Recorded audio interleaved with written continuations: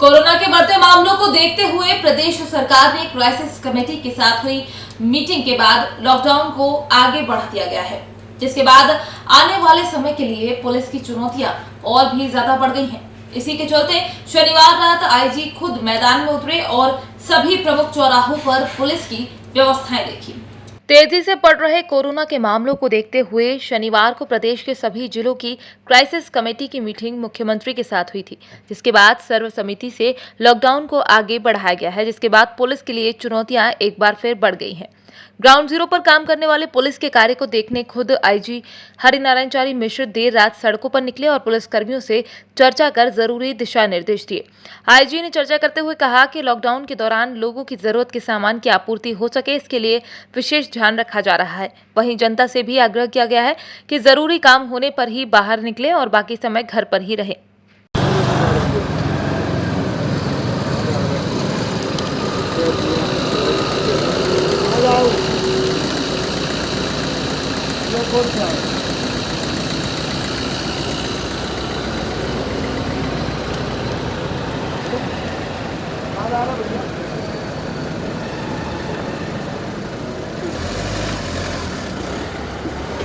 Sir, आप लगातार field में हैं, लॉकडाउन की अवधि बढ़ा दी गई है, किस तरह से पुलिस के लिए चुनौतियाँ, किस तरह से आप काम कर रहे हैं? हाँ, पूरी तरह से हमारी टीमें, पूरी पुलिस की टीम पूरे शहर में भ्रमण कर रही है और लॉकडाउन का सख्ती से पालन कराया गया है। लॉकडाउन सख्ती से हो रहा है और इसमें काफ़ी बड़ी संख्या में लोगों ने इस बात को, इसकी ज़रूरत को समझा है।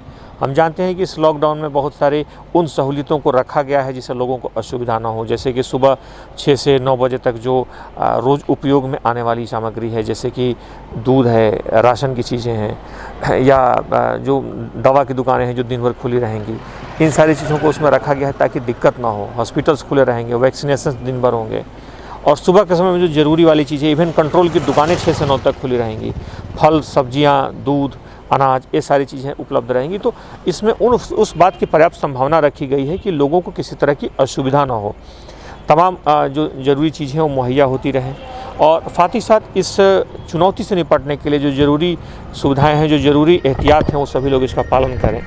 और हम देखेंगे पूरा शहर में लगभग हम लोगों ने देखा तो हर जगह लोगों ने इसको स्व प्रेरणा से लागू किया है। इसको काफ़ी सतर्कता से लोगों ने इसको एक ज़रूरत के रूप में लिया है और इसको इम्प्लीमेंट कराने के लिए आवश्यकता से ज़्यादा लोगों ने इसे ज़रूरत के रूप में खुद स्वीकार किया है और काफ़ी सफलतापूर्वक लॉकडाउन लागू है। सर, आप कुछ फील्ड में घूमने से आज पूरे इंदौर में आप लगातार सक्रिय हैं, सर, किस तरह की लोगों के रुझान मिल रहे हैं, लोगों को किस तरह से देखा जाए? जैसे पिछली बार के लॉकडाउन से लॉकडाउन थोड़ा कुछ मामलों में अलग है। पिछली बार जो लॉकडाउन हुआ था वो थोड़ा अलग था, चुनौती भी कुछ अलग तरीके की थी और दूसरे उसमें कंटेनमेंट जोन्स बने हुए थे। उसमें बहुत सारे उस तरह के लगभग 150 के आसपास कंटेनमेंट जोन बने थे जिनमें अलग अलग तरह की पाबंदियां थी। इस बार चूँकि इसका विस्तार इतना व्यापक है, हर इलाके में है कि कंटेनमेंट जोन उस तरीके का नहीं बना सकते। कुछ माइक्रो जोन्स बने हैं, लेकिन अब हर व्यक्ति को ये मान के चलना होगा कि कोई भी व्यक्ति से प्रभावित हो सकता है और उसी स्तर तक अपनी सतर्कता का जो स्तर है हमें बढ़ाना होगा। इसको ध्यान में रखते हुए पुलिस ने हर तरीके से, जितने हमारे स्वास्थ्यकर्मी हैं, जितने पुलिस की टीम है, विभिन्न टीमें इसके लिए लगातार प्रयास कर रही हैं। हम जानते हैं कि हमारे संसाधनों की भी एक सीमा है। हमारे जो स्वास्थ्य कर्मी हैं, हमारे जो स्वास्थ्य संबंधी संरचना है, उनकी भी एक कहीं ना कहीं एक उनकी क्षमता की परिधि है।